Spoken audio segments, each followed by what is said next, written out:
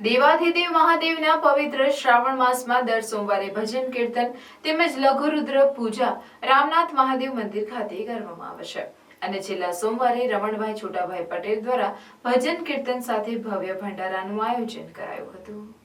દેવોના દેવ મહાદેવનો પવિત્ર શ્રાવણ માસ આ માસ દરમિયાન જપ તપ ધ્યાન ભજન કીર્તનનો અનેરો મહિમા રહેલો હોય છે। શિવ ભક્તો ભક્તિમાં લીન થાય છે। જંબુસર તાલુકાના ગજેરા ગામે તળાવની પાળે સુંદર નયનરમ્ય વાતાવરણમાં રામનાથ મહાદેવ મંદિર આવેલ છે, જેના પટાંગણમાં વર્ષો પૌરાણિક બહુચર માતા મંદિર, અંબે માતા, રાધા કૃષ્ણ દેવ, દત્તાત્રેય ભગવાન સહિત દેવો બિરાજમાન છે। આ મંદિર ખાતે પ્રતિવર્ષ દર સોમવારે લઘુરુદ્ર પૂજા ભાવિક ભક્તો દ્વારા કરવામાં આવે છે અને શ્રાવણના છેલ્લા સોમવારે રમણભાઈ છોટાભાઈ પટેલ દ્વારા ભંડારાનું ભવ્ય આયોજન કરવામાં આવે છે।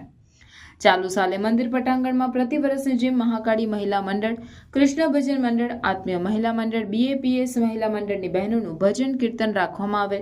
બહેનોએ ભજનોની રમઝટ બોલાવી રાસ ગરબા થકી સૌ ભક્તિ રસમાં તરબોળ થયા હતા અને રમણભાઈ પટેલ દ્વારા ભવ્ય ભંડારો યોજાયો હતો। ભજન તથા મહાપ્રસાદીનો સમસ્ત ગ્રામજનોએ લાભ લઈ ધન્યતા અનુભવી હતી। ટ્રસ્ટી મંડળ રમણભાઈ પટેલ, અશોકભાઈ પટેલ, રાવજીભાઈ પટેલ, વિનુભાઈ પટેલે તમામનો આભાર વ્યક્ત કર્યો હતો। અને બીજું કે બાજુમાં રામનાથ મહાદેવ, રાધા કૃષ્ણ ભગવાન, અંબાજી માતા, દત્તાત્રેય ભગવાન અને બાજુમાં હનુમાનજી મહારાજનું મંદિર છે। આ મંદિરમાં જે લોકોએ લાભ લીધો છે એ બધા સુખી છે અને આ મંદિર ભક્તાજી મંદિરે પહેલો 40-50 વર્ષ પહેલો મેળો ભરાતો હતો।